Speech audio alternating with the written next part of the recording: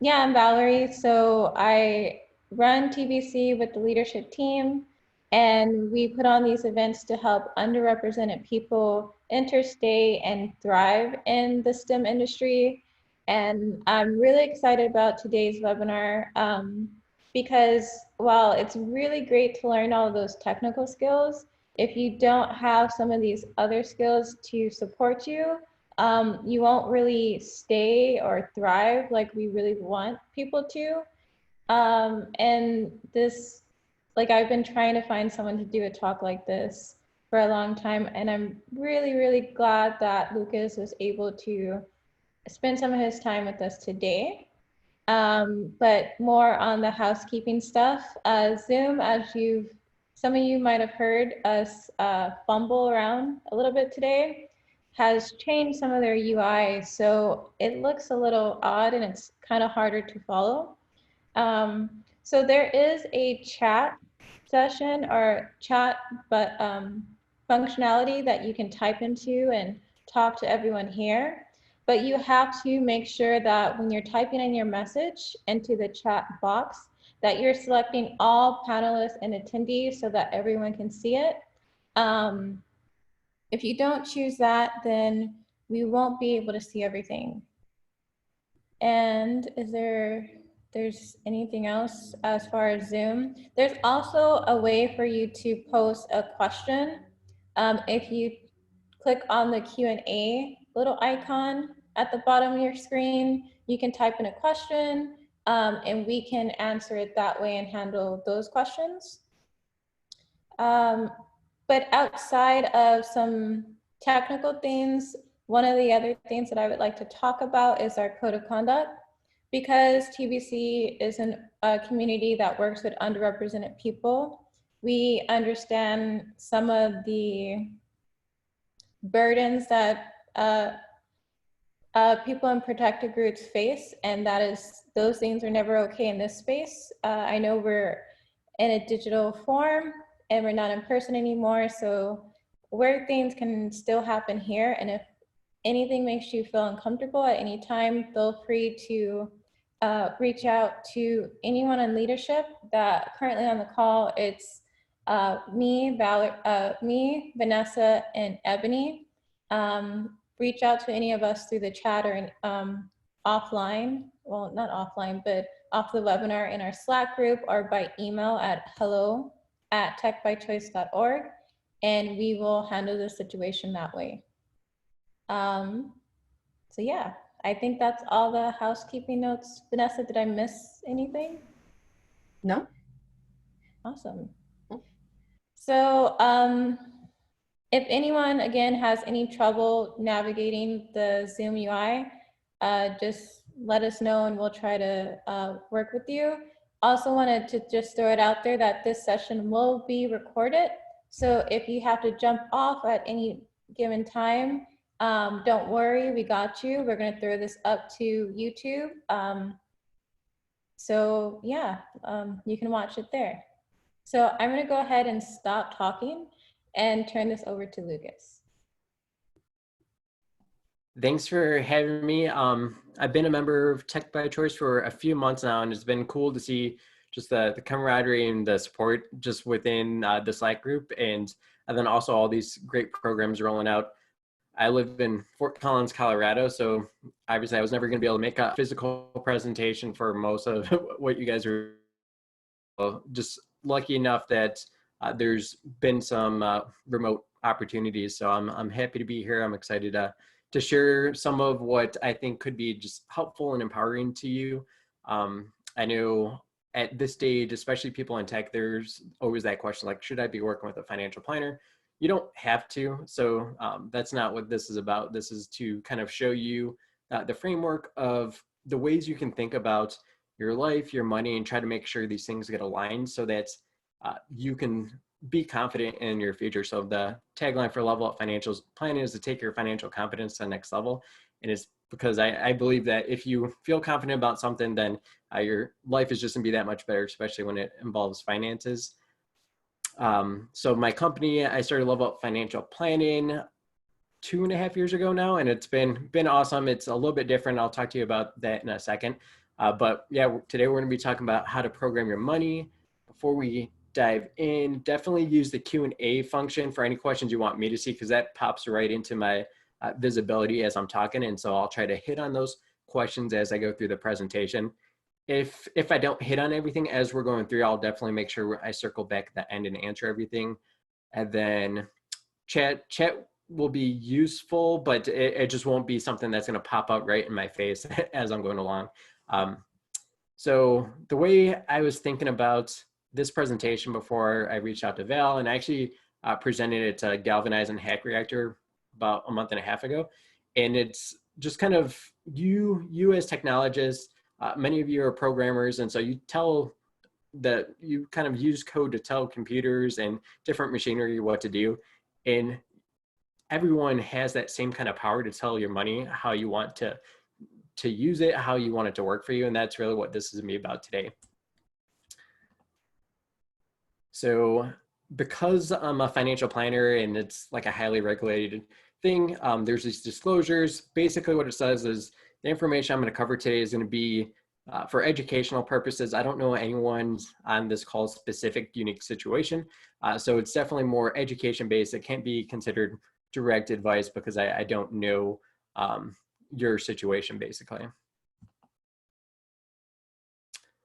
And so just kind of the outline of the things we're going to tackle. So the benefits of programming your money, how to focus on what actually adds value to your life, because that's important. Sometimes we spend money on things thinking that they're going to do something for us, and they can cause more stress than what that desired outcome is. How to actually build a framework so that you can build your own kind of personal money program. Like I said, you don't need a financial planner. A financial planner can help optimize some things, but they're not going to be the ones to actually make the changes and focus in on the things that actually matter to you. So only you can make those changes.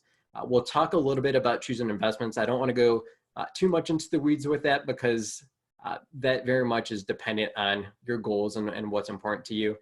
Then the last part, some of the tips, tricks, and strategies that I think you can implement immediately and just kind of think about, because it's pretty easy. Most of these things might be common sense, but what happens is you just get so busy in life, and even now with all the stresses going on in the world, where you just forget about what maybe the right thing to do is, or you may think that you have more time than you might actually have to start making changes and start doing the things that are actually going to help you.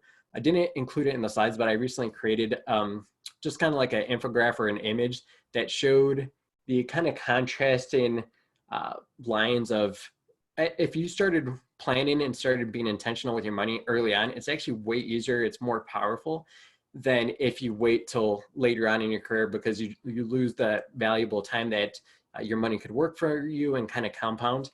And then on the opposite end, kind of the other crosses early on in your career, money doesn't feel that important to tackle. But as you get older, it gets very intense. I know someone just scheduled a meeting with me that they probably don't have a great retirement outlook just by some of the ways they answered my initial inquiries or questionnaire they had to fill out.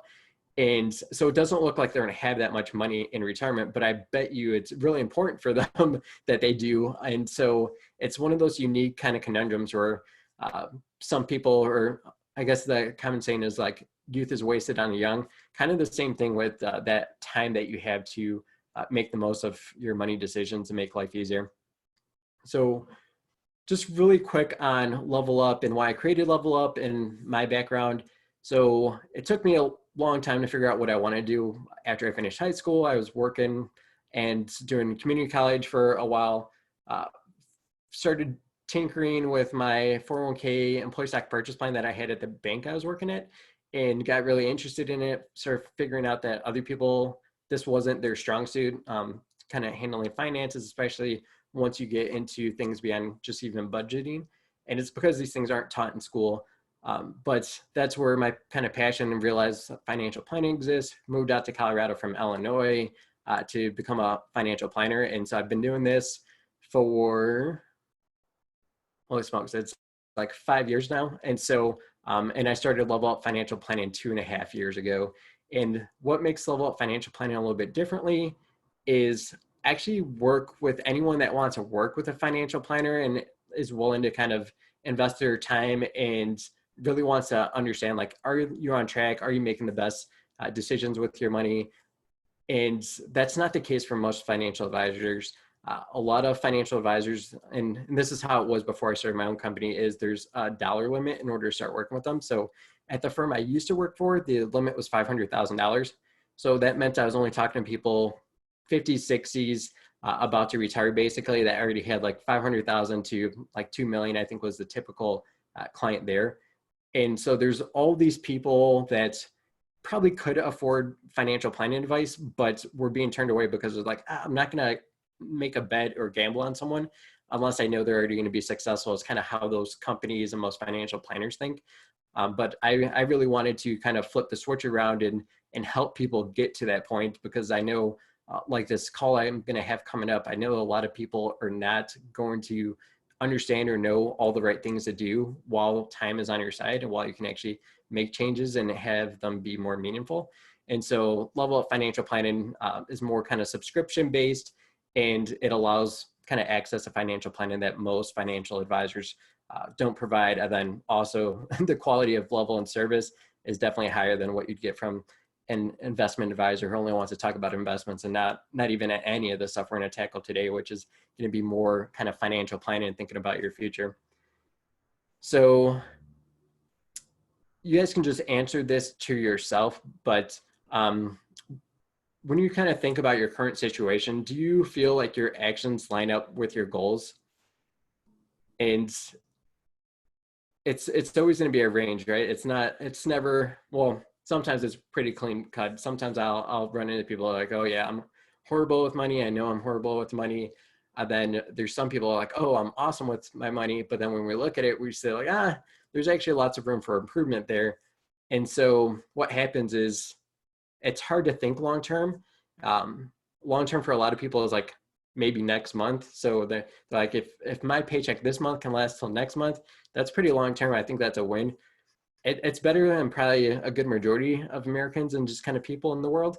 But that's not really long term thinking. It's, you really want to not only think about today, tomorrow, next week, next month, next year, but kind of what the future looks like, and kind of get excited about it. And once you start thinking about those things a little bit more broadly, and then you're able to start focusing in on, well, are these actions, these decisions that I'm making every single day actually moving you in the direction that you want to? Because a lot of times it could be as simple as just how we waste a lot of time just fidgeting around on our phones, on Twitter, on Facebook, whatever it is. Like, well, is that moving us in the direction we want to? Sometimes yes, sometimes no. I actually use social media pretty heavily for like my business, but I would say probably 50% of the time I'm just messing around and not actually doing anything that's going to be moving my business forward or myself personally forward in any way. Just kind of wasting some time there. This is huge. And this is why Level Up Financial Planning's tagline is take your financial confidence to the next level. So do you believe you can be financially successful? And that is huge. This is probably like one of the single biggest kind of forecasters for whether or not you're actually going to be successful. You first have to believe that you kind of deserve success and that it's possible, because if you don't, then it's kind of a self-fulfilling prophecy. What happens is people can make a lot of small improvements. They'll focus very short term, like, oh, I'm going to save this money this month, and then something comes up, and then they're like, oh, this is it, this is the thing that's going to set me back again. And because they choose to kind of think that, yep, there's always going to be things that are going to be in their way, they're never going to have that opportunity to be successful. And so actually believing you can be financially successful is a huge piece of it. Maybe you don't have all the information you need to be successful at this point, but that's, again, something that you can kind of start to build up. And Level Up Financial Planning is kind of building upon yourself, building upon the knowledge, building upon just growing and getting better. So that's another kind of aspect of Level Up Financial Planning is like, yep, these things kind of compound and grow over time. And that goes the same way for education, confidence. If you start working on these things and focusing on these things, they can actually compound on each other. And so what is in your way? So there's always things that come up.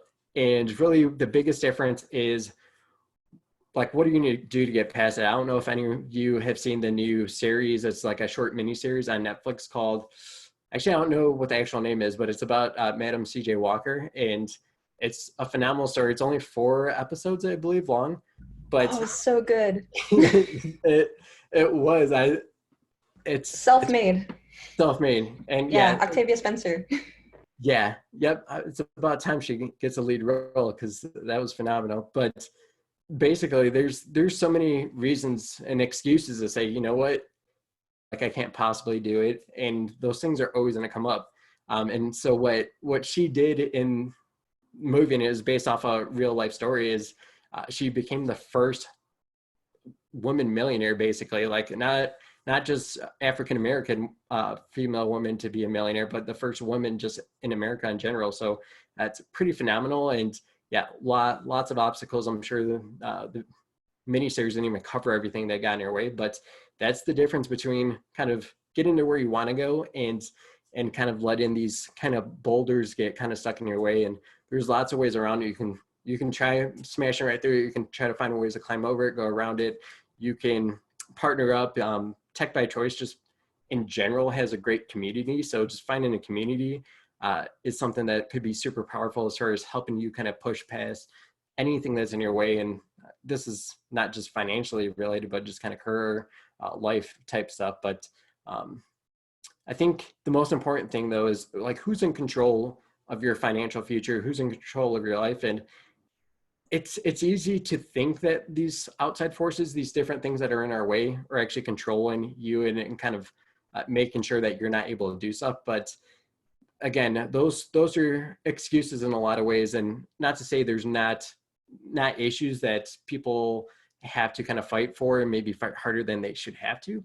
But in the end, you are in control of how you want your future to look. And I think having good control of your finances just opens up opportunity. I would have never been able to create my company if I didn't save like a ridiculous amount of money just out of the gate, because I went from 6-figure income to $0 basically once I quit. And then there was a 2-month gap because of all the compliance paperwork I had to do. Like if I wouldn't have saved, I would have had to close my business like after 6 months basically. Or just, yeah, not been successful. I would have wasted a lot of money and had nothing to show for it.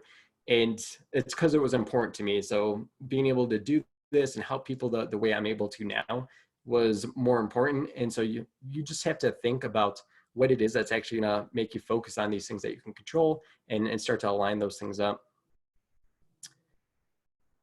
So we're talking about programming your money. And so the value of like having a program for your money or having a money program, these are kind of the main highlights I would say. But yeah, you can name like a bunch of reasons. Usually money in and of itself isn't a good enough motivator for a lot of things. There's stuff behind it, things that you're going to be able to do, the impacts you're going to be able to make. But to me, I think having control of your future is definitely a big one. Having the feeling that you're like just in control of stuff today, that's helpful as well, because then you feel like, oh, something comes, well, how am I going to handle that? That's a decision, that's a control that you can take of the situation. It gives you clarity as far as what reality is. I think a lot of people either think that they're way worse off than they are or way better off than they are. And usually it's probably not accurate. And so having clarity as far as where you stand today and actually the actions you need to take in order to get to where you want to, I think that's important and valuable. And then once you have these things too in place, it's a lot easier to focus on the things right in front of you, the actions that you have to take. And so what I see a lot is people say, oh, I want to do this or I want to do that, but their goals aren't strong enough. They don't actually go through the process of putting a program in place. And so they just kind of meander because they don't have a defined goal. They don't have a defined vision, and they're not able to focus basically. But if you kind of go through the process of creating a money program, it's going to allow you to just kind of better understand the different decisions that you could make, because it's not like, oh, I could probably do this or that later. It's nope, if I make this decision, this is the impact it's going to have. And it's a lot more empowering. One of my clients, or is a couple client of mine, they actually both work for the same employer in a tech industry space. and they were both fearful that their employer announced that all the upper higher up people were going to have to take like 20-30% pay cuts, and so they're freaked out that they're going to lose their jobs. And so they were a little bit worried. We kind of dug into it and tried to figure out, well, what's the worst case scenario? Like, what if you both lost jobs? We looked at all the new stimulus stuff coming out, the unemployment on steroids, what their income would be, and how much they would need kind of bare minimum just to get by, not maybe go out and eat and do some of the more fun things. But if they just needed to survive until they got that next position, we kind of looked at all that stuff. We're like, whoa, actually, once we kind of look at stuff, you actually would still be fine. And you actually would be able to do some of that fun stuff too, kind of sprinkle it in and try to, until you found that next position. And that's the power of just having some type of money program where it's detailed enough for you to see, well, if this happens, this is what the result is. This is what I'd have to do to make it from point A to point B to kind of survive this next kind of phase. So it's important to be able to see and have that clarity because it helps you focus. And then ultimately what happens is life happens, things start changing. You want to track the progress. And whether you have a spouse, partner, friend, whatever it is, you definitely, any type of accountability is going to just help you kind of stick to the plan and not get too far derailed. Life changes, as I know, and so you'll want to kind of navigate that and change those things as you go as well. So one thing that's interesting, as I've talked to people, at least the people that reach out and want to work with me, when they're thinking about their financial future, it's because they're like, they throw up their hands like, I don't know if I'm doing the right things. I don't know if we're on track. I don't know if we're going to be able to fund college. I don't know if we're going to be able to retire. I just don't know, basically, is a lot of the questions because, again, money's not taught in school. And it's not even just from a budgeting aspect, but some of the longer term thinking, like invest in for the long term, just what do you want your life to look like 5-10 years from now? That's not conversations and things that school prepares you for. And so, yeah, a lot of people come out and they're just kind of confused, and then like, I'll figure it out. I guess my parents figure it out, grandparents figure it out. Things have changed dramatically from our grandparents to what we're dealing with now. And it's pretty ridiculous when you think about it, because grandparents and definitely great grandparents always used to have pensions. So they didn't have 401ks. 401ks didn't even exist for quite a while. So what pensions are, guaranteed monthly income basically once you retire. Those things existed and did well for a long time, but then people started living longer. And so that's where the problems came in, because companies weren't able to support longer lifespans, is putting too much stress on the pension systems. And so now most employers now offer 401ks, no longer pensions, and the 401ks flips the pressure of funding your retirement and those types of goals onto the individuals and employees. And so if you don't know how to use those things, it's kind of hard to predict what your future success is going to look like. Once you have a plan, you'll have at least an idea. It'll give you that focus and clarity as far as what the situation is. Obviously, just having a plan in general doesn't give you 80% probability of success. That's just kind of an example. But basically what that result gives you, whatever it is, whether it's 50%, 80%, 90%, whatever, it gives you like a definitive, like, oh, I'm either on track or off track. And now it kind of empowers you to make that next choice, make those next decisions, to make sure that you make that look a lot more attractive than it would otherwise.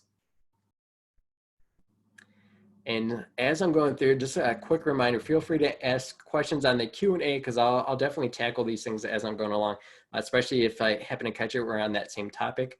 I will make sure that we hit those things. So when I think about what can empower you and kind of give you that clarity and focus, I actually just kind of look to the strategy that I use. And again, this isn't something that you have to work with me or you have to work with a financial planner at all. You can do all these same things. It just takes being intentional and actually taking the time to do it. And then, yeah, probably a little bit of self-education on your end and kind of constantly learning as you're running it into new and unique situations. But basically, my process is from left to right and then back down to that second row. This is the most fun part. This is the thing that's really going to drive your actions and what's going to help you make decisions is going to be the values, the things that are valuable to you, the goals, and the cool possibilities that are out there in the future. These are the things that you have to remind yourself in. This is what you have to root yourself in whenever you're making those tough decisions. Like, oh, there's 10 weddings to go to this year. Like, obviously that's not going to be a concern here in the short term with all the craziness going on, which I hope it doesn't impact you guys too much. But like, there's always things like that. There's always different things that come up that cost money. There's very few things in life that are free at this point. And if they are, you should kind of scratch your head and figure out what the angle is. And so looking at what's important to you, the values, goals, and possibilities, one of the questions you can kind of think about is like, what are you excited about that will actually excited enough to where you can kind of actually feel it, taste it, see it, whatever it is that's be that vision for you to actually want to make changes. Because a lot of times when financial situation, they're like, it's not enough for me to actually make the change. Well, if it's not powerful enough for you to make the change, why you to go through this process? You need to dig deeper. Another kind of deeper question that I have my clients answer is like, well, what if you only had like 5 years left? Let's say you went to the doctors this morning. They told you, you know what? It's not looking good. You're probably going to have a few years, but definitely no longer than 5. Like, the things that you want to make sure you kind of knock out and do, what's important to you. And that really helps focus that matter most to you.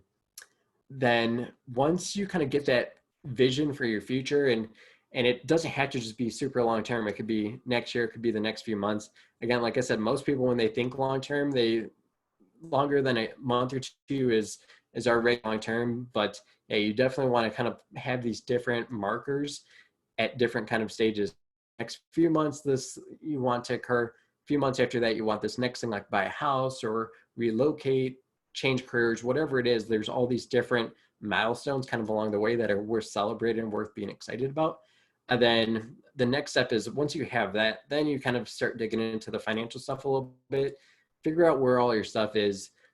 One of the things that is helpful too is your salary. Most are on here still have a little bit of runway in their career, and typically the biggest asset until you're in your like 40s or 50s is really going to be your yourself and your earning power. Power kind of just dwindles down by the years that you have left until you retire. But right now, you might have 20, 30, 40 years, depending on how old you are, how long you plan on working. And so the longer that time frame, the more kind of as an asset to your own situation. And I think that's important to recognize, because a lot of people in tech make a decent income, and I'm sure it depends on where you're starting out or working like a more fun gig at a startup or something like that. But a lot of times there's great opportunities, great kind of rewards associated with the income, different stock options, things that you might get. It's very easy to waste them. And unfortunately, these last few weeks have been indicative of that too, where it's very easy to think that because you're getting like 100,000, 150,000, 200,000, whatever it is in income, that's always going to be the case. There's always a regular, like usually it's like every 5 to 7 years recessions occur. This one lasted quite a while before we started heading into one. And so that's important to be aware of, that no one's job is ever guaranteed unless you're the owner. Then it's a lot of customers.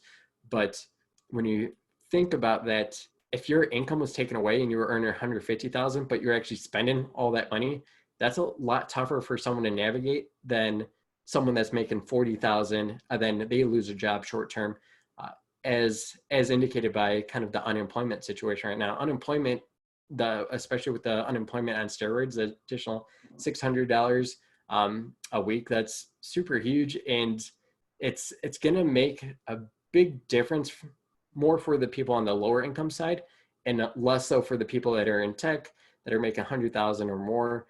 It's just not going to fill that full income gap that you have. So although it's a great opportunity for you, if you do not manage it efficiently, it's very easy to actually be in a worse position financially when those emergencies happen, because you're just not going to be positioned to kind of absorb that as easily. The So getting organized, just stacking those resources, the income, and kind of plotting these things out, it's going to help. Then that's when you bring those things together, that's when you can start building a strategy guide. So how how are you going to use your resources to actually make those goals and possibilities, all those things you're excited about happen? You can start to kind of chart that out on Excel spreadsheet. You can actually do that pretty well. I have a little bit more sophisticated software. It saves me a lot of time, but you can basically do it on pen and paper. You can do it in Excel, probably a little bit better on Excel than pen and paper, but you can kind of chart these thoughts and points and kind of see if you do X, Y, Z for so long, will you have payment on a house? And then kind of have those different markers like that. As and then once you kind of have those things in your initial strategy guide in place, you'll want to implement and monitor. So have a plan, kind of go in anything if you're not actually going to take action, if you're not actually going to do the things that you need to do to move the marker and kind of get closer to the things that are important to you. And you'll want to track your progress. Things are going to change all the time. Strategy guide like 1.0, but then pretty quickly life changes. So again, this kind of recent events has been very indicated. Like almost every one of my clients' lives have changed pretty substantially one way or another. As a result, they're either spending less. One of my clients lost their job, and so how do they navigate those things? That's when you go to the next game plan. And the nice thing about having your initial strategy guide, you don't have to scrap the whole thing. That's like 90% of the work.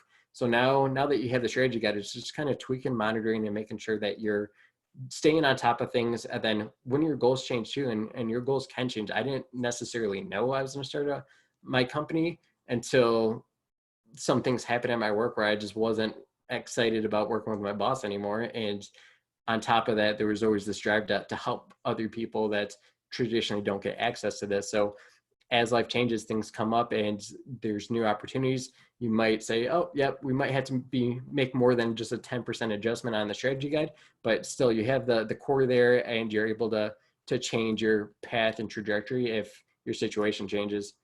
And so this is kind of, again, just an example of if you don't have a plan, like just think about if you had to try to get from one place in the country without ever seeing a map, without ever knowing like the roads, where they're at, and no map existed. That's how a lot of people navigate their financial lives. And so this is what it looks like, just kind of bare, empty.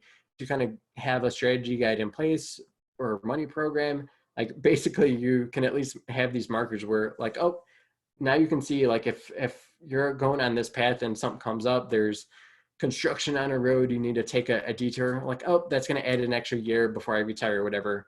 But you wouldn't even know that if you didn't have a plan in place to kind of make those adjustments and tweaks.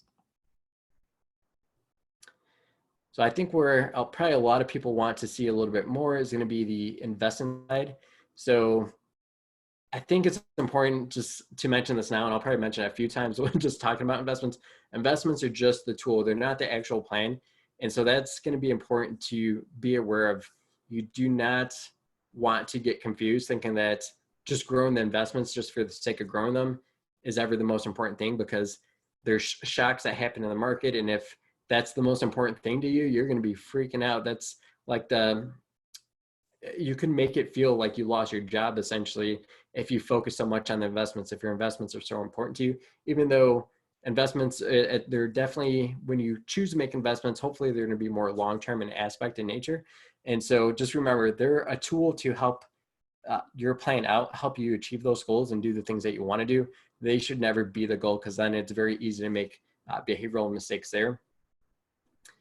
And so when you think about choosing your investments, these are the main kind of 4 core elements.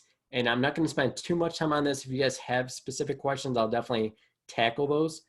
But this is really the 4 columns here. So time horizon, that's the most important.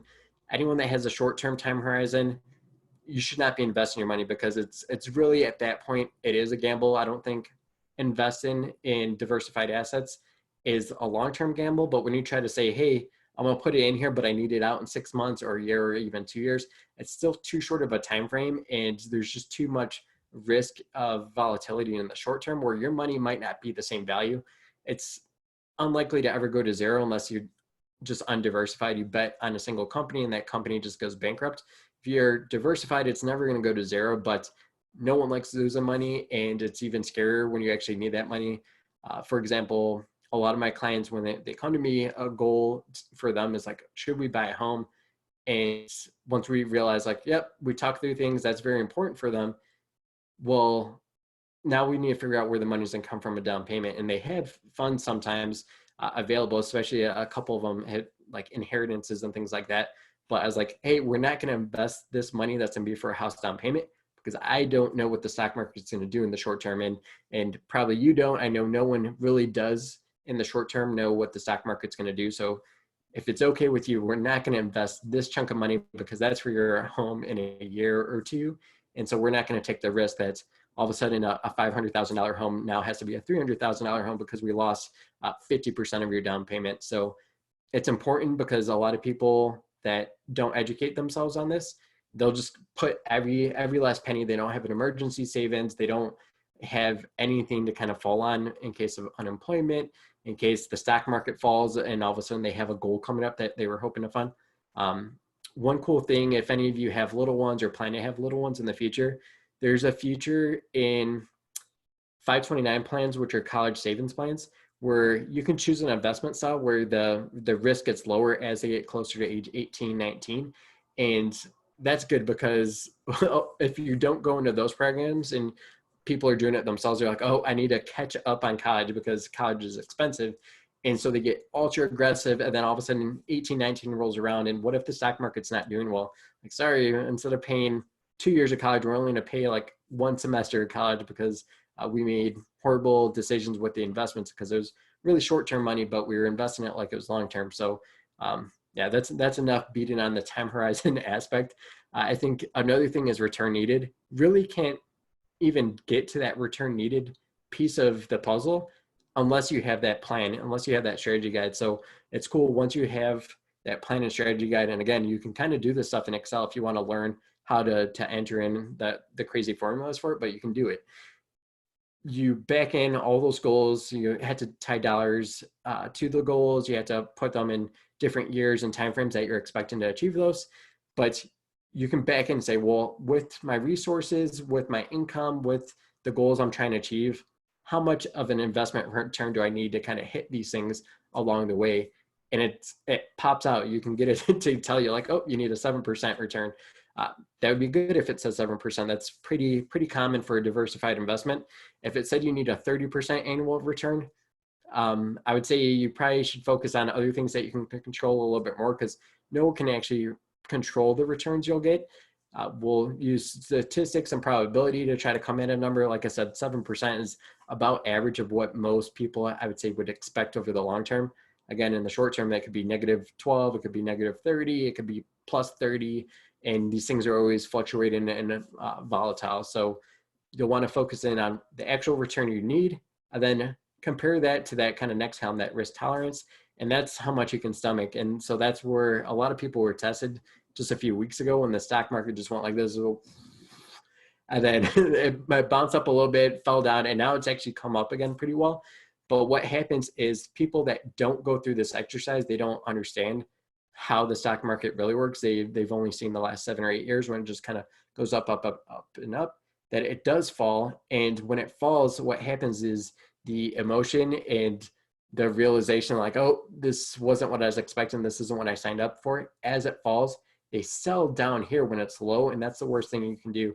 When it comes to investments, you want to buy low and sell high. But when volatility spikes and you're not ready for it and you're not expecting it, people do the wrong thing at the wrong time. So they actually sell low and buy high. And so it's buying things when they're at a premium and selling things when they're on sale. So you get horrible deals that way. And the last aspect is disciplined behavior. This is really where people just kind of shoot themselves in the foot. They're trying to be too aggressive. Maybe they don't have an actual plan in place. So they're just trying to think they can time the market, or they feel good one day, so they invest. So they're like, I don't feel so good anymore, I'm going to get out. Doing those things just kind of easily whittles away at the type of investments that you can make, and then definitely adds to your stress because you're again not having that guide and light or plan to kind of indicate like, are you on track? Are you doing the right things? So one cool thing is I actually have this tool that I use and it doesn't cost me anything. I pay for it and I already use it for my clients.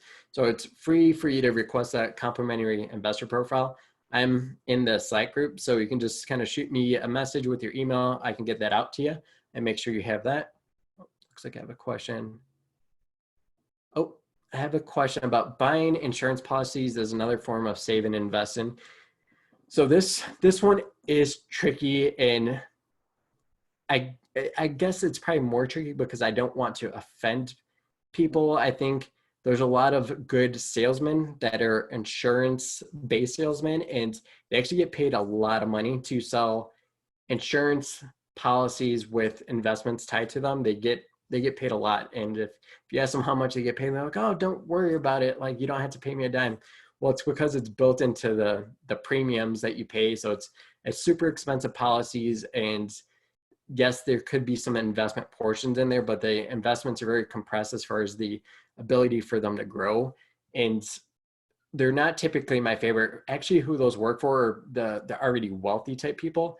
And that's because of the unique aspect of insurance being tax-free for the death benefits. So there's some aspects there, but really you don't receive all the benefits when it comes to choosing that as an investment vehicle, because the investment returns are going to be severely compromised just because of the fees associated with the policy. So if the stock market grows 10%, you're not going to see a 10% growth in your insurance policy because they set caps on it, plus they have fees on it. And so you'll never actually see what you kind of would expect to see there because of the cost of the insurance, cost of the commissions that are being paid not from you directly, but you're paying it to the insurance company, and then the insurance company is paying a large commission to these insurance agents. So typically not the best thing, unless you're just deathly afraid of any type of risk. Then as long as you're fine not making a decent return and you're just kind of making inflation-based returns, which is the rate that your dollar kind of loses value every single year, that's something that you could expect with those insurance policies. So not good long-term investments, but they are sold like they are, which is unfortunate. I think there's a lot of insurance agents and agencies and just corporations that take advantage of people, because another problem with those policies too, and not to just beat on insurance people too much, but it's just kind of the culture where they're both built to sell. And so what they'll do is with those things, because they do cost more money, they'll say like, oh, it's better to have some insurance than no insurance. And you'll pay like, one of my clients was paying $250 a month for $100,000 in coverage. And basically that's super expensive. You can get term insurance for really cheap and invest the difference. And so he needed more insurance coverage than that because he was getting married for one. So when it comes to insurance, typically these insurance agents would rather give you less insurance than you need so that they can get paid more than give you the proper amount of insurance that pays them less, then give you kind of more practical advice that's more better long-term for you. Because if you are looking at life insurance, term life insurance is going to be by far the best bang for your buck. And then it allows you to do things for your other goals, whether it's invest in your 401k, save for a down payment on a house, pay for children's college, things like that. So I'm not a fan of life insurance policies that say, hey, these are investments, because when you try to make one thing do two or three things, it very easily just kind of mutes the value of all three. And so that's what ends up happening there. Perfect. Let's see if there's any more questions. All right. So really quick on this complimentary investor profile. It's basically I think it takes like 6 minutes. It's a questionnaire, you fill it out, and then I'll tell you like, hey, this is where you stand as far as your investor profile. And it'll give you actually recommendations and changes and things to think about in order to become a better investor, basically. So it takes me like 2 minutes to kick out, which is why I'm definitely more than happy to make this available free to you. So now we're to kind of my favorite part, the tips and tricks.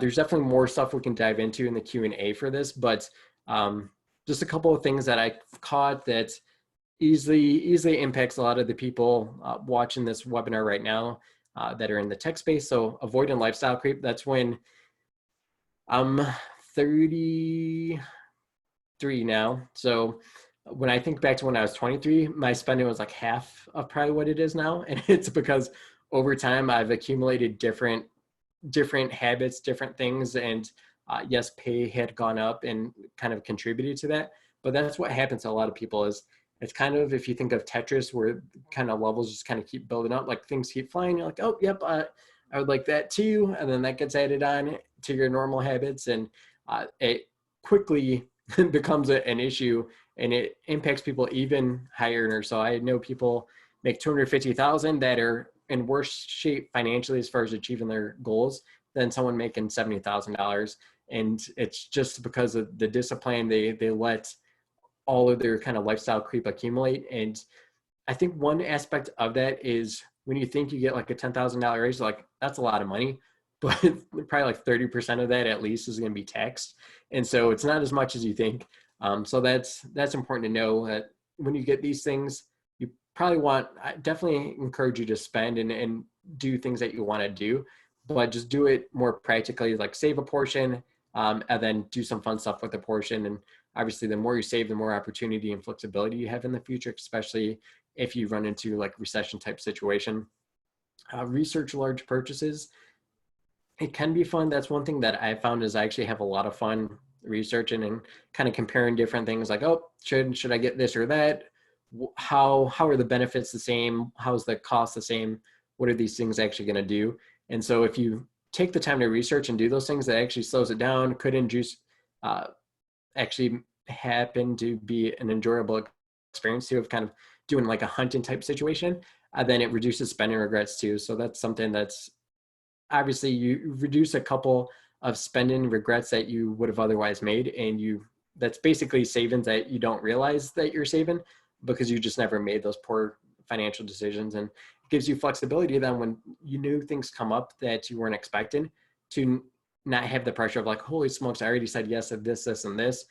Now this really cool thing comes up and I just don't have the money for it. I just can't do it because I made all these other commitments or all these other decisions that really didn't impact or provide as much value as maybe this new opportunity could have. Uh, Review low value expenses. So this is just super easy, especially if you've been spending money for any length of time. Again, because things accumulate, there's going to be a lot of things when you go and look through your transaction history, like, yeah, like I guess I always used to do this, but it's just not as fun anymore. And I've just been doing it because that's what I always do. There's a lot of things that you might not be able to do. You might not be cutting Netflix anytime soon, but for a while, if you were busy with work and just kind of social life where you're not actually getting home and watching things, like that's something that kind of accumulates. You have it and it's kind of low cost, so it's not a big deal, but a lot of these things add up. And every now and then a few of my clients will be like, oh yeah, I just reduced like $200, $300 just because we went and actually looked at our money one. And because they spend so much, it was very easy to cut out $300 and not actually really miss it. And they felt pretty good about it. Pace yourself. This is super important for tech professionals because you see the money that you get, you see the possible money in the future that you might be getting, and you're like, kind of like, oh yeah, like let's start enjoying our life. We worked really hard for this. Like let's enjoy it basically. And so one thing that's important is your goals are longer than kind of these short terms. You have to keep those in frame and in kind of reference because a lot of the things you can buy are not going to be as valuable. They're not going to be as powerful as some of those achievements and goals are that you might have. And so you want to have that perspective, but it's also cool too because of the income, you're actually going to be able to do a lot of things you may want to do. It's just you can't do them all in the same year. You can't do them all in the same year or the same month. Like you can do these things. You just got to pace yourself, stretch them out, and it'll allow you to enjoy the things that you do have and feel really good about them as you're kind of making good, smart money financial decisions. And then all of a sudden you are 5-10 years into stuff, look back at the choices you made and you're like, yeah, I didn't get them all at once, but I really enjoyed everything that I've gotten. I feel really good about it. So that's one of the cool things about kind of pacing yourself is you can do all the things. It's just, probably shouldn't buy a new house, new cars, all these things all in the same year. Just kind of stretch them out. And that's where kind of having that money program, kind of planning these things out and having these different milestones is important because you're like, oh, I can hold off making this decision because I'm about to have this other cool thing that's, blow this decision out of the water as far as the short-term type deal. A few other kind of bonus ideas that I have is, so larger salary isn't always best. So I know it's tricky. Health insurance is super expensive and it varies substantially depending on your employer. 401k benefits are not always the same. That's also something that may be interesting because with the stress of the possible recession impending, some employers are considering just dropping 401k matching. So that would change a lot of things as well. There's stock options, and if it's stock options at a startup company, well, are those actually going to be valuable? There's a lot of more in-depth thought that you have to take when it comes to making different financial decisions and employment positions. It's not just, well, this is the salary, so it's easily an upgrade, because that's not always the case. Cost of living too is an important one, as I'm sure many of you know, because I think a lot of you kind of live in California, not the cheapest area in the country. Employer stock can be valuable. It can be more of a liability if it's a startup that ends up going nowhere, but you pay taxes, you pay for the stock, and it just kind of becomes worthless. That happens a lot. And beware of commission-based advisors and insurance advisors. I forgot I had that tip in there, but I think that was Ebony that asked about the insurance. So just be worried. Not to say any of these people are bad people. It's really the companies they work for. Just train them to be like stone cold sales killers, and they present even all the sales stuff like, oh, you're going to be such a great person because you're helping these people achieve their goals. But that's not really necessarily the case a lot of times with these advisors. And it's to the point where if you know a lot of people that have been in insurance professional, they're like, oh yeah, I had to get out of there because I hated the sales aspect. So I think a lot of you can probably point to an insurance-based person and just be like, yep, I know a lot of people that went down that route, and it was horrible experience for them. And that's not financial planning. That's kind of more sales based, and it's more product based. But again, luckily you guys went through this a whole kind of program here today. You can definitely start looking at some of those things and seeing if you're capable of kind of building your own money program, or reaching out. It doesn't even have to be to me. You can be like, oh, this guy's looks too young, or I want someone local or whatever. Definitely do your research and find someone that you're comfortable with, because it's important. Obviously, a lot of the things I highlighted, these are not easy conversations I have. That's why when people decide that they want to work with me, it ends up being really awesome, because they really want to work with someone, and they kind of get super excited about the process and kind of going through these things. So yeah, if you want to talk with someone, make sure it's someone that you're going to be comfortable with, and feel like they're going to have your best interest in mind as well. So just kind of in summary of what kind of main frames were, it's your goals, values, and possibilities. That's really the most important. Then you start to look at your resources and tools, then use all that information to build a strategy, build a program that's going to actually tell your money what to do for you, and instead of just having your money have it feel like your money's telling you what to do, because it's not the case. You actually are the one entering your credit card. You're the one making the phone calls and purchases, swiping cards when you're actually used to be able to go outside. You're the one making these decisions. I know it feels like it's not you sometimes, or that you don't have the control because you're pressured by what commercials tell you to do, what your friends and family are doing, because you want to be like them, or kind of make sure you're not falling behind, I guess, is how a lot of people feel when it comes to those things. So use this to kind of empower yourself and put you in the position of control to tell your money what to do for you. So definitely want to open this up to additional questions. There's so much I can tackle. So I'm a certified financial planner, so it means I can talk about taxes, retirement planning, investments, insurance, estate planning, all of the fun stuff, and then any kind of cash flow goals based things like should you be buying a home and whatnot. So definitely start entering in any Q&As there. And as you do that, I know there's a couple that Val had sent over. And so I'm going to tackle the first one here. I wonder if it'll let me put it so you guys can see it. I guess it doesn't matter. I'll just say it right now. So tips to do if you're laid off, especially if you were living paycheck to paycheck. So hopefully if you were laid off, you kind of qualify for unemployment, because the unemployment benefits right now are actually pretty substantial. You can get quite a large amount of money. It's in a lot of cases double, if not more than double what it would have been before the government stepped in and put in the stimulus package that essentially made it so much greater. So apply for unemployment, that's huge.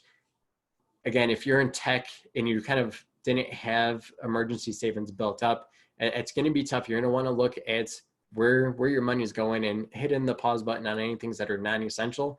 So when you kind of think about the essential workers out there right now, that's what you have to do with your money. If you don't have savings, your unemployment's not going to be enough to kind of cover all of your financial needs. You just kind of have to get thrifty basically. And I say this being thrifty myself. There's been times, well, I guess launching my business, we had our son, and then 6 months later I started my company. So we reduced some expenses before we had a kid, then we ratcheted down the hats. It's super extremely once I started my business. So I know that it's not easy, but it's definitely important to take care of those things. For someone who qualifies as an accredited investor, what are the steps to becoming an accredited investor? Oh, so accredited investor, I don't know this off the top of my head. Usually there's two components to it. Being an accredited investor, that really, the main reason why you'd want to do that is because there's special kind of investment type opportunities that are not as liquid, not as transparent type investments you can make. And that's why they kind of slap a requirement of, yep, you have to be an accredited investor in order to get in on this investment. And so usually it's kind of either or thing. It's your income either has to be X amount, which again, I don't remember what the dollar limit is. I know it's above 100,000. I'm just not sure how much more than that. Then there's usually, or a net worth. So again, I don't know the dollars off the top of my head. Those are used a lot of times by commission-based advisors because they can sell things under that kind of scope that to accredited investors and kind of get a large commission. That's unfortunately one of the reasons why I just don't have as much visibility there. But basically, the reason for that is if you have that type of income or those types of assets, there's still a limit as far as how much you can invest in those things. So the government entities that kind of regulate that, they'll say like, oh, they have enough money, they'll be fine if they get taken advantage of, or if this speculative investment kind of blows up. So that's one of the reasons why that accredited investor is required. When it comes to just investing in the normal stock market, that's not a requirement at all. Anyone, like a teenage kid could start investing in the market if they wanted to. So as far as if you just want to get access to being able to invest, you can basically do it with $5, $20, something like that. So pretty small entry level there. All right, hit on the next question I have. So any tips around getting into consulting? So this is going to be kind of more kind of self-employed type based question. And so with that, I think the consulting aspect is interesting. I don't work with too many clients that are consultants as their kind of core income base. The only thing I can relate to is kind of the business owners I know, other than myself being a business owner. I would say the tips, and don't take this as gospel, but it's definitely helped me, is finding your niche. So finding the things that you really like doing, finding out the identities of the people that you like working with, and really focusing on that. It wasn't until I kind of stopped fighting myself on just serving the natural niche of tech professionals, because before I was like, oh, well, I want to help everyone, even though I had the background serving tech professionals at my previous firm and at the credit union I had worked at. And once I stopped fighting that, then my business really took off. It allowed me to create content a lot easier because now I'm talking to the specific group. So I'm probably not the best person for a consultant, but I think having a niche, I've definitely seen the benefits of it. Most of the successful business owners I know are going to be successful. If that's something you want to do full time and you're trying to figure out how to transition, I think one tip I'd give you is just save a lot more than you maybe think that you need to. Because once you get closer to pulling the trigger on the consultant as a full-time gig, you're going to get more irritated at your current work, the work that maybe is not as fulfilling as what you want to do as a consultant. And so you're going to want to jump ship maybe sooner than your savings allows you to. So just start doing what you need to now to, if you have a larger savings, then you don't need to have as many clients as quickly on the consultant side. And so I think that's the other tip I can probably reasonably give you. I know quite a few friends of mine that started financial planning companies similar to myself, and they just didn't have the savings built up, and they ended up having to shut down shop, go work for someone else because they didn't just have the funds that to give them enough runway, basically. Perfect. I'll hit the next questions. So obviously the economy in the world right now is in a crazy spot. The question is, what could you do now to put yourself in a better position once the economy does bounce back? I know it's boring, but emergency savings is by far going to be the best thing you can do right now. So I would hope that everyone watching is employed or will be employed here in the near future, because it's just not fun to not have something to do like your whole day. You've run out of things to do if you're unemployed. But the best thing you can do if you do have income is to save as much as you can. Hopefully, not being able to get out and spend as frequently as you may have in the past will allow you to save a little bit more, because I think having emergency savings is super important. Once you have that, you're just going to be a lot more confident to be able to make career moves even during this time frame. So if you already have an emergency savings, you're probably more comfortable jump into a different company during this time period, because you have that financial confidence. You have that kind of baseline where, like, hey, obviously you don't want to get fired at the new place, but you just have the comfort that even if I did, I have 3 months or 6 months, whatever it is. So it's not an exciting tip, but saving is always going to give you just more opportunity. And I guess another kind of tangent or connected line there is, look at where your money's going. You probably have more time on your hands now than you would have before, and you can do it while watching a show. You can just kind of pull up your banking app, kind of scroll through and see what your expenses look like now compared to what they look like before. And you can see really quickly like what your essential expenses are, and which things that once things do go back to normal, you don't necessarily have to dive into and start spending money in that form or fashion again, because really you don't. Yeah, again, you're in control of how you want to navigate this, and this could just be a good period where you hit pause on a lot of these things. And yep, it's interesting that the first few weeks be like, oh, I used to be able to go and do this, now I can't. Well, you're saving money. When things go back to normal, does it make sense? Or do you miss it that much that, yeah, you definitely need to dive in? There's going to be some expenses, I imagine, that you will want to do that, but then there'll be some that you're like, oh yeah, I'm kind of glad that I didn't have to spend that money, and now I realize I don't really need that service or thing. The last one I have on my docket here, unless you guys have more to submit in the Q&A, is what to do once you get your first big tech salary. So without knowing anyone's individual unique situation, again, building emergency savings is pretty critical. This kind of craziness we've seen ourselves in just kind of highlights that more importantly, if you don't have an emergency savings and you're let go, it's just a lot scarier of a situation. There's a lot more pressure when you're interviewing. It just impacts so many aspects of your life. And so that's very important from that aspect. And I would think also that the next thing too is, if you do have an awesome opportunity as far as the employer matching or 401k, like start looking at some of those benefits. So an employer 401k, they'll give you free money, and that's important to take advantage of. So that's kind of like 1A, 1B type scenario. You definitely want to take care and cover the free money that you get from a 401k.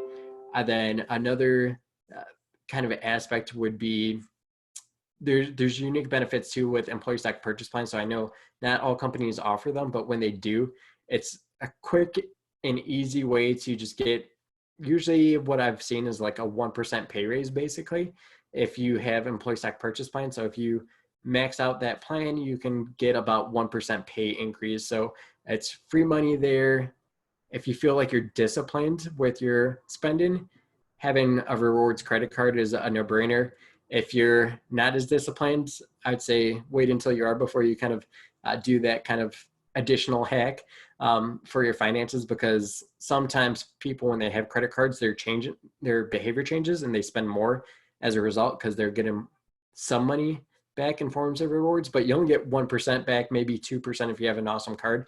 So just because you're getting money back, you only get 2% back of the money. So if you spend $100 extra more than you would every single month, well, you're only getting $2 back of it. You're still ending up spending more money than you need to. So if you're disciplined, if you're not going to fall into any of those behavioral traps that the credit card companies are hoping you do, because if you use credit cards, pay them off every single month, you never actually pay interest on them. You actually have that month free runway where you don't have to pay anything. You pay it in full, then you don't pay anything, and then you get the rewards associated with that. So that's, I think, another kind of additional thing that you can start kind of lining up these pieces and putting yourself in position where you just have more opportunities. You have more flexibility in the future too, because if you're saving more money, the kind of opposite end of it is you're not spending as much. So it's goofy that those things kind of work in tandem, and it's just a magnifying opportunity, because if you are able to save a lot more, well, you don't need to save as much then, because you don't need to spend as much when you retire. So that's one of the reasons why, if you've ever heard of people retiring when they're in their 30s or 40s, it's because they started in their 20s and they've spend like 40,000 even though they make 100,000, and so when they retire they only need to fund that $40,000 a year. They don't have to fund a full $100,000 what their income was, because that's not how much they were spending. So I think that's important to know too, that you're definitely in control. Obviously that lifestyle looks a little different at 40,000 than 100,000, so you want to make sure it makes sense for you. You also want to make sure that if you're going to try to retire early, that you're going to know how to fill that gap in time and space, because that's tricky even for retirees to do. And when they get to age 60, they're definitely afraid of hitting the retire button because they don't know what they're going to do after retirement. Perfect. So I think I hit on all of those main questions there. Awesome. It looks like Ebony shared, I don't know if you guys saw this, but she shared kind of the upcoming Slack events. So definitely, or webinar events. And so you can also find this in Slack too. If anyone's on here and you're not a member of Tech by Choice, just go to the Tech by Choice website and check out. It's very easy to kind of get set up and get access to the Slack channel, and you'll get to see content like this kind of pushed out. So if you're not able to make these things, you're going to be able to go back and check the recordings, and then just a lot of great people in there kind of supporting each other over kind of different aspects of their career and what they're trying to get out of life.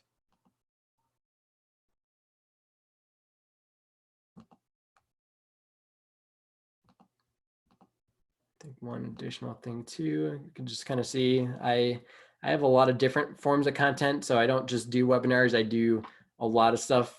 Like every week you'll probably see something new from me, and I kind of change it up. It might come as a video, it might come as a strategy guide or a cheat sheet or a podcast. And then if any of you did want to talk a little bit more, you can definitely reach out. So I work virtually out of Fort Collins. That was even before all this happened. So very comfortable jumping on Zoom video meeting and kind of working through any of the financial topics to help you take your financial confidence to the next level. You can kind of see my contact information there as well.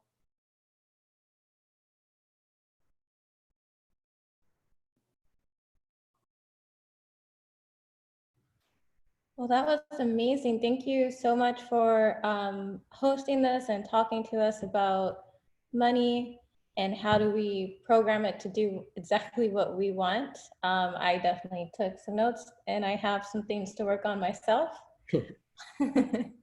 But now I know how to better have that plan. Yeah, I'm going to try to reclaim hosts, and then maybe I can do some other stuff. But yeah, echoing everything that Lucas said, like if you have any questions or concerns about Tech by Choice, or have any feedback that you want to give us after this webinar, I will be sending out a survey to everyone just to get feedback on today's event.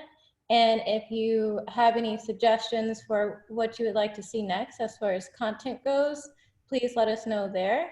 But if you have any questions about this topic or anything like that, feel free to reach out to us in the Slack. I will be sending out a link that will help you become a form that will allow you to become a TBC member. And so that way, if you're not big on Slack, we will start sending out